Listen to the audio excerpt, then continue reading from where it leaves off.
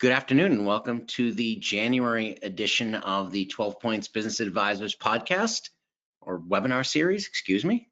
I'm very thankful to be joined here by my good friend Mark Richards of Cool Hollow Solutions and Cool Hollow Financial. Mark has been in this business for 20-ish years now, Mark? Yeah, I'm in my 18th. 18th year, okay. And is a true expert in coaching businesses on all aspects of their capitals, their value acceleration, and works down just outside of Philadelphia and Chambersburg, Pennsylvania. So, Mark, thanks for being with us today. Absolutely, my pleasure. Awesome.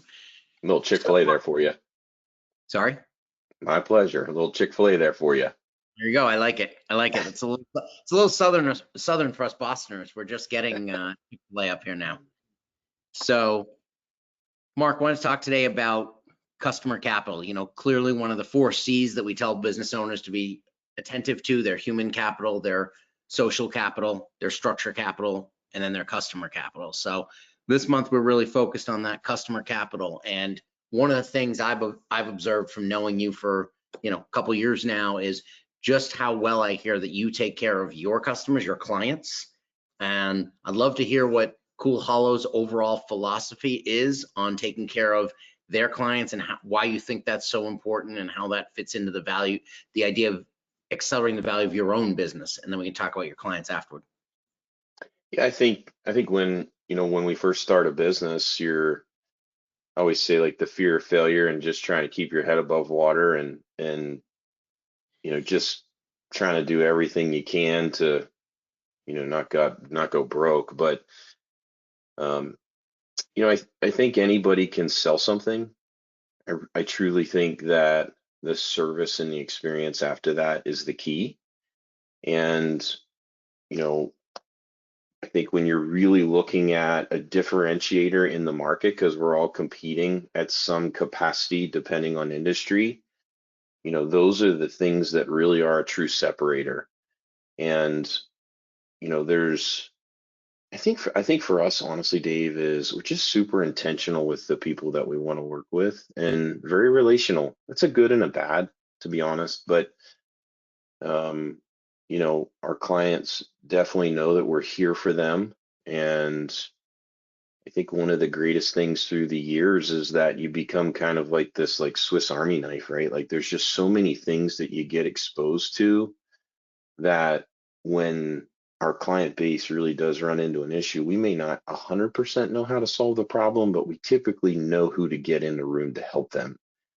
And so the lift of the problem becomes expedited because of making sure that they have the right people in the room to really help them think through, the current situation or environment.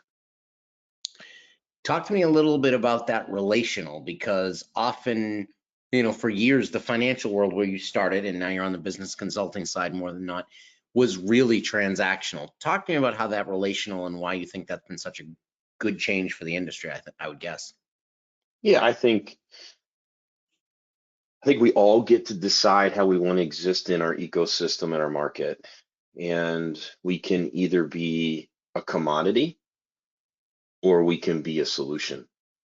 And it's interesting, right? Like, so I just had a phone call last night, Dave, and this company that's doing solar down in Georgia needed some help definitely on the business side. They're growing like crazy. That industry's kind of nuts right now. But of course they're doing some basic, key man planning inside the business. And he's like, yeah, if you want to send me some quotes, that's cool. And I was like, not really in the quoting business. I'm in the solutions business. Mm-hmm. And I think that that's a mindset, right? Like, yeah, in the beginning, you're just trying to get cash flow in. I always said, like, if it makes fog on a mirror, I'm going to talk to it. Mm-hmm.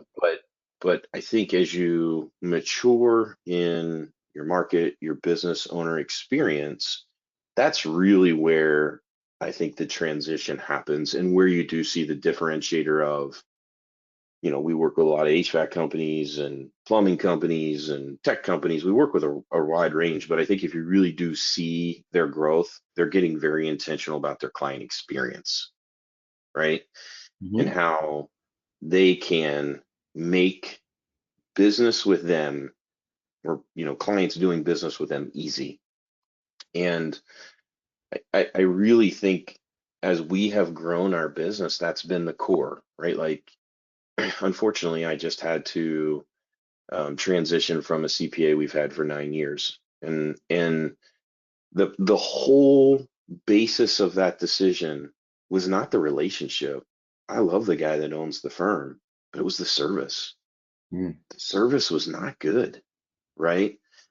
And I think sometimes that's where maybe we drop the ball because we're trying to focus on capital growth and losing sight of really um, the attrition of it, right?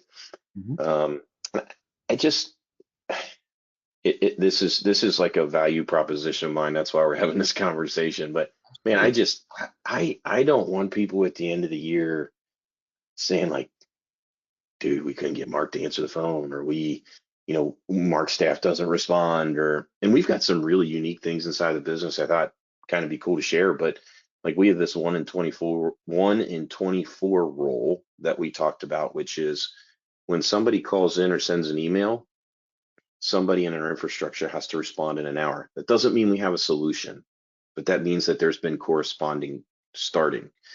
And then 24 is every 24 hours, you're going to have communication of some sort from us. And we actually find out, do you like to be called? Do you like to be emailed? Do you like to be texted? Right?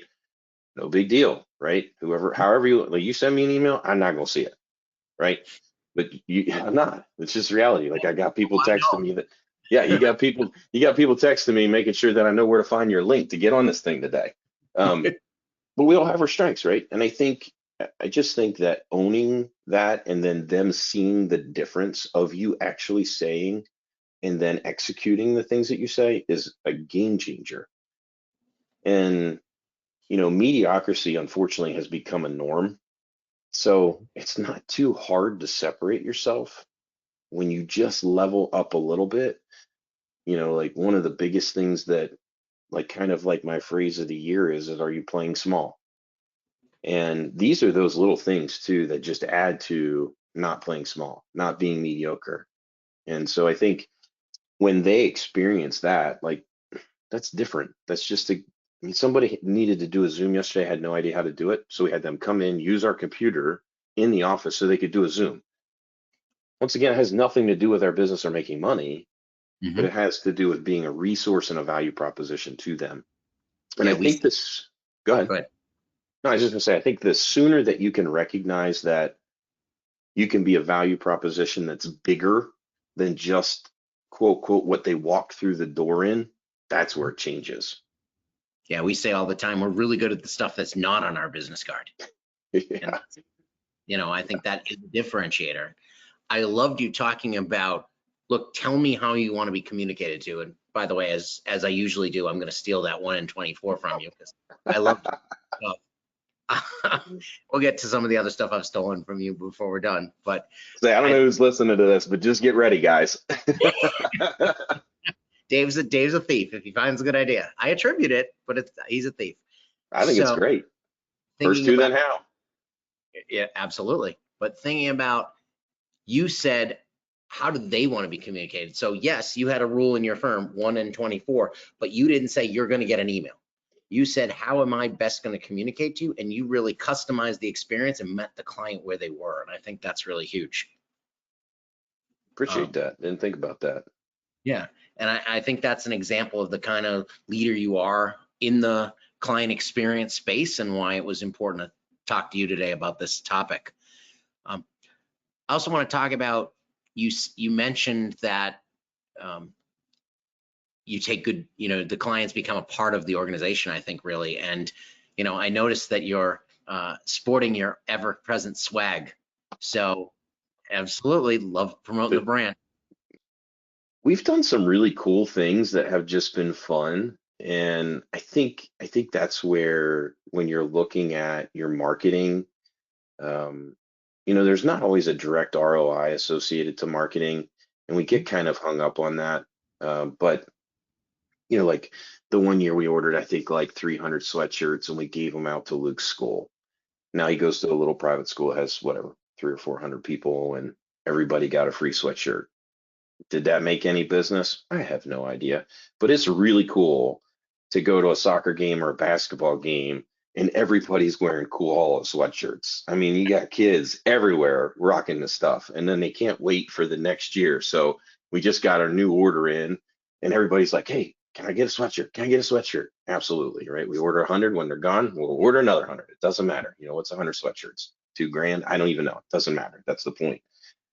Yeah, Um, that actually speaks to your social capital, right? It's another one of the capitals, but there's your culture, there's your social capital, there's your reputation, because it does build the brand and it makes a big difference. I love, we're trying to get the 12 points, pictures of the 12 points logo in all 50 states, somebody wearing our logo in all 50 states. be careful, because when you put that on social media, then you have all kinds of other people reach out and want some, which we started to do, and that's been tough to keep up with. Sure. Um, and I just think I really feel like, you know, just making people feel appreciated. We've done multiple different things. We used to rent out one of our favorite restaurants, and we'd invite friends, family, clients, just a big, thank you for supporting Cool Hollow, right? Like, I mean, you can't do it without people being cheerleaders for you. We are very intentional with, a Christmas gift every year, and we sent, I don't know, 50 leather custom book bags out this year all over the country. A crazy story. I don't know if I told you this, but this will kind of help, right? Like, I get this text message the other day, and a client of mine is in Playa de Carmen, and it's literally him behind somebody with my book bag on. And he's like, "Where's mine at?" Right? Yeah. And so I think that, just being creative with something that's not traditional is very impactful, and people really appreciate it. But I will say, when I have thought about branding, it's always been, can they use it? Will they use it? Right? Hmm. So, um, having something like, a binder, you get these all the time from everybody that's sending them. So we went out and did them, but we had a guy locally custom make them, and they had our logo actually burnt in, and, like, made out of cowhide that he stretched. And once again, not crazy. I think we paid like 25 or 30 bucks for them. But my point is like, doing a unique gift is always invaluable because it makes somebody feel appreciated.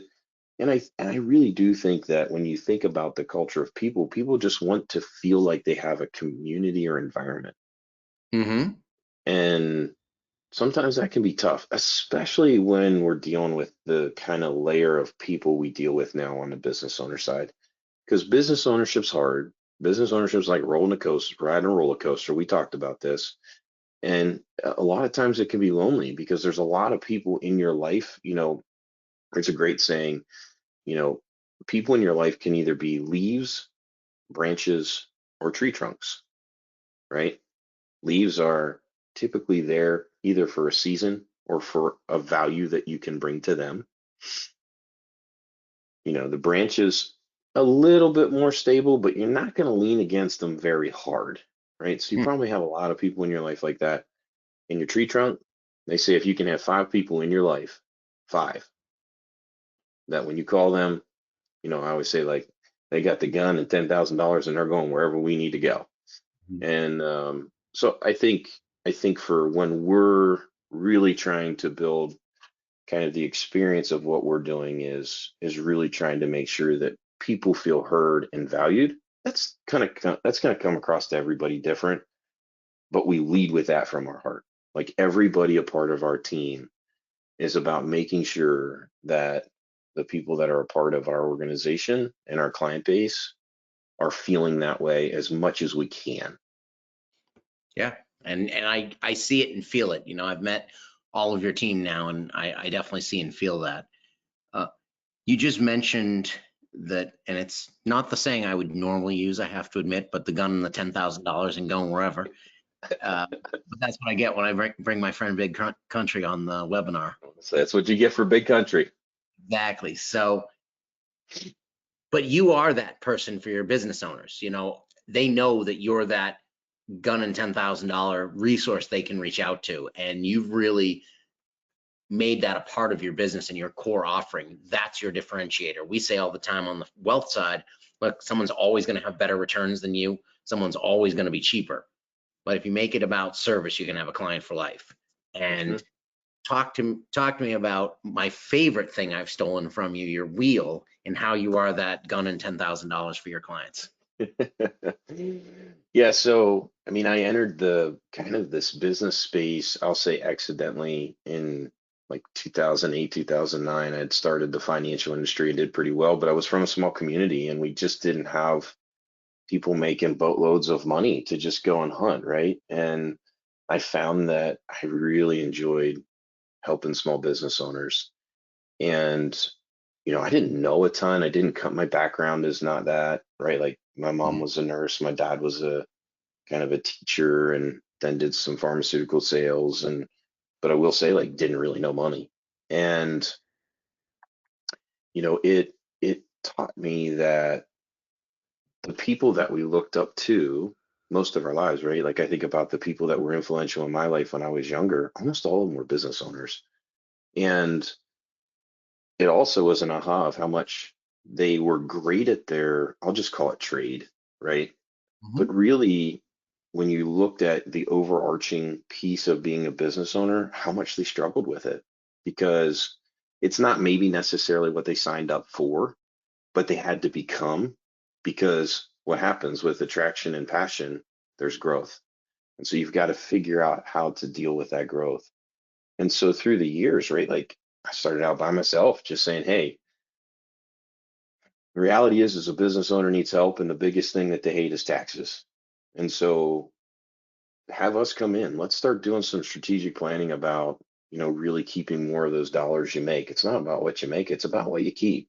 And For so, sure. then that pushed me into understanding taxes. That pushed me into getting deeper on the legal side and entity structure and design, which then just put us in the wheel of talking to bigger clients. And so what has happened over the last, 4 or 5 years is we just kept seeing things that either weren't being addressed or they didn't have a resource to go get a solution for. And so we've just incorporated them. So when you really think about our business, right? Like I was telling this to somebody last night, like if you have a culture issue, we have somebody that has a sociology background and has like years of personal coaching training and helping understand your culture and doing conflict resolution. Most of the time, stuff we as the leader are not good at. I'm not good at it. Let's get real. Me neither. And yeah, so how do you put something together so that you're communicating the way that you should in the midst of tension? That's powerful, right? Like, where do you go get that? I don't know where to go get that. And then, we brought in an organizational specialist, right, that does traction and EOS and all of these things that are now like I'll call buzzwords, but we've been doing traction since 2015. I'm on the growth side and the financial side and the business structure side and just understanding all the stuff of where you're going. And so, we still do financial planning, right? And now we're basically creating an SOP specialist. And I think the biggest thing for us is it's just become a nucleus for our clients to just know, like, okay, we got something going on. Hey, my accountant in-house is being a culture defect, whatever you want to call it, right? And if we get rid of her, like, what are we going to do? Well, guess what? Like, we've got somebody that basically understands QuickBooks and can run payroll and super sharp at those things that could come in and fill the void while we're figuring it out. Because as a business owner, if there's pain, right, a lot of people just want to push that pain off, but it never creates a win. It just enhances the problem. And so, how do we help our clients make decisions quicker and having an infrastructure to support them as they're going through that transition of that decision? Um, and I hope that there's more pieces that come out of this, honestly, through solutions. It's, the passion project of mine for working with the business owners. I love seeing them win. I love it. Hmm. Yeah, and that really shines through. I see your passion and your ardor every time that we talk about it. And that to create an organization that doesn't just say, hey, we work with business owners, but we stick in this lane. This is what we do. We can do your key man, we can do your buy sell, we can do your financial services, your 401k, whatever. But you've actually said, you need help in all these areas. Let me go find the pieces. Let me go find the best, and let me save you the time of vetting all of these resources. And that's just, I think that's been brilliant. And you've just become such a resource to your clients. And it shows, and it's going to make them sticky. It's you've gotten to that level of entanglement. We talk about, are we in with our clients or are we entangled with our clients? And that entanglement is the idea that they can't do without you. I love And that. that's, you've become entangled with your clients. And I think that's just fantastic. And one of the things we work with our clients on, we're talking about looking at their client base and their client capital, customer capital. Yeah. So a couple more questions. How do you work with your clients now? What do you have them look at when they're studying their own customer capital? Well, I mean, a lot like you, one of the first things that we're going to do is come in and really try to understand if they have KPIs, because you can measure whatever you want, but if you don't understand what you're measuring, that's a problem. And so if that's not happened, that's normally first task, right? Like whether that's using some of the software that we have access to, create visualization to that. There's some software per industry that might make sense to go get instead. And then I think it's a bigger side of where are you trying to go, and then understanding how that becomes important too. And I kind of think like I think of my buddy Tim. He owns an HVAC company here in town, and he's basically 4x'd in about 3.5 years. And when we first started working with him, right, it was, you know, lack of contracts and stickiness, like you call it, entangled, right? I love that. I'm gonna steal that. I'm gonna steal that one from you. Yes. I actually wrote that down. Oh, I was very excited about that. But that's brilliant, honestly. And that is exactly what we're doing. I just had never called it that. And so we're looking at that for their client base too. So just even thinking about an HVAC company, it's, how do you have management contracts so that somebody's coming out to your house twice a year, so they're never thinking about somebody else other than, oh, well, they've been here, we've got an issue, we need a service, so they're calling that. Or we need a new unit, right? Like they're not going to probably deviate much, but that goes back to the service side and showing up when they actually need you to show up.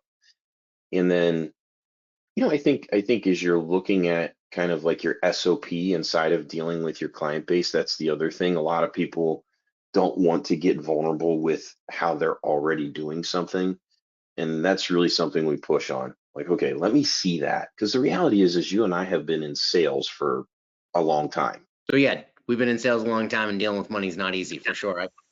I say to people all the time that, many people would rather talk about what happens in their very personal private life than they would about their money. So Yeah. Well, it's tough, right? Like, you and I drive similar branded vehicles, and we get to jump in it and smell it and feel it and hear it, and you can't do any of that with money. And so there's little things that we have to do inside of our business to help them understand the momentum that they're creating. But I mean, kind of going back to my point is looking at your SOPs and how you're dealing with your client base, there's always opportunity to kind of have intentionality around that.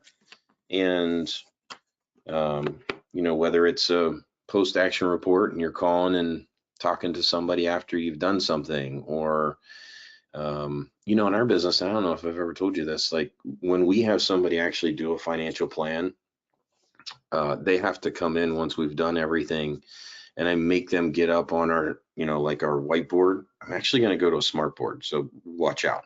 But Cam's got me figured to do this one, figure that one. So, but I actually make them write down why they did what they did without my help. And we take a picture, and then that goes in their breakdown for basically what we send out for for what we've done at that point. And so every time they come in, what we do is we have them go through that exercise again. what it does is it makes them understand why they made decisions. And, I think when you're thinking about handling and managing your client base, regardless of industry, it really is, I think it's going above and beyond. Everybody can send a text message and, hey, we're coming out tomorrow and all that, right? Like, and we can make our phone calls. But I think it's a lot of post-action report stuff that is now becoming more important. So you come in and I'll use HVAC again, just because I've used that example. Now once they're done, they get a follow-up phone call from the salesman to make sure that everything was done. There's nothing that they have questions on. They get a gift from the company that's really nice. It's a beautiful one of those folding chair, bag chair things, but it's really nice. I actually made them let me sit in it, because I was like, look, if you got, and listen, guys, as you're listening to this, or if you're going to see this, like, I'm all but 6'5", and so you buy one of those little things from Walmart for $10. It doesn't work really well. You might as well just give it to your kids. But I think that those are the little things that you can help them really think through, that sometimes the business owner's not really always like, does that really matter? No, it does matter. And then the other thing is, just like we talked about my branding earlier, now everybody's putting a folding out chair that has his name on it at ball games, right? At events, at wherever they're going, that is with them. And so I don't know if that totally answered your question, David, but I think that's where you're just seeing, when we are diving in, it truly is trying to understand their current experience, and then just giving constructive feedback on, okay, is that what you want? Because this is what I'm going to tell you.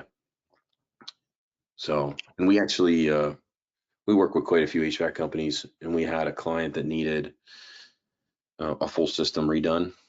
And they invited all 4 out that we worked with, and they gave us a total breakdown of their experience from point to sale to done.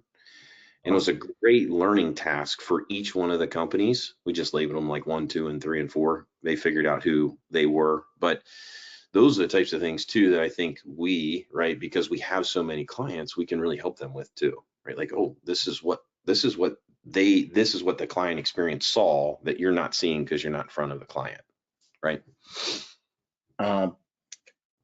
So last one, thinking about, do you work with clients? We talked to them about starting to talk about with their own clients about what their future plans might be, because those future plans can blindside you. If your largest customer is developing a new product or going in a new direction, could you go along with them as opposed to becoming obsolete?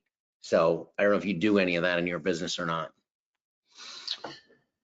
Yeah, I mean, I think the reality is that if you've created the right value proposition in the current environment, it's likely that they're not going to take you with you, or take them with them. I can't speak, I'm sorry. Okay. Not likely that they're not going to take you with them. I think if you're having, I think I was telling you this the other day when you're over, really my message to our clients, and I need to be more intentional about this, is I want you to know that you've got somebody that you can have a real conversation with, and you got somebody that's in your corner always.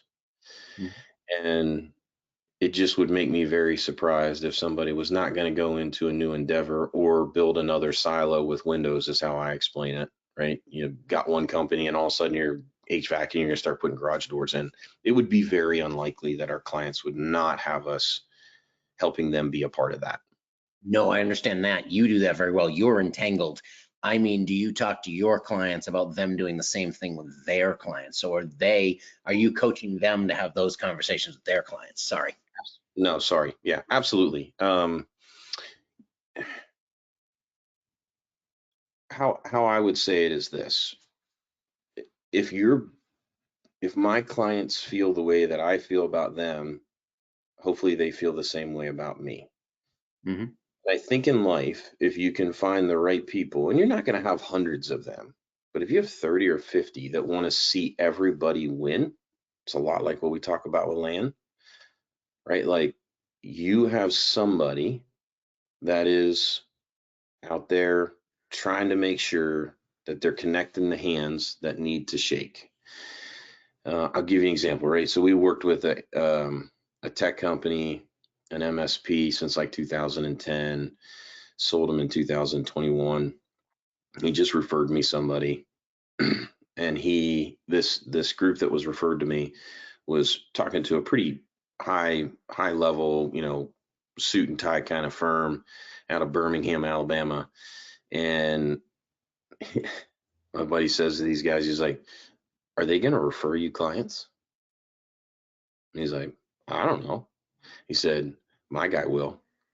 I said, "You'd be amazed at how many people Mark has pushed my way to talk to because it thought it would be an opportunity for him." And so reverse is the same for them. When they see that, right? Like, I don't know why it does that. When they see that though, that's contagious, Mm-hmm. my opinion, right? Now we can't force them to do that. And, I think networking is not natural, right? Like I don't think somebody wakes up and is like, man, I'm gonna be an awesome networker, right? Like, but I think if you can encourage winning, it's amazing how contagious that becomes. Yeah, it really becomes a virtuous cycle of the person who's willing to go above and beyond, do what's on the business card, or be there, $10,000 in a gun. Amen. Amen.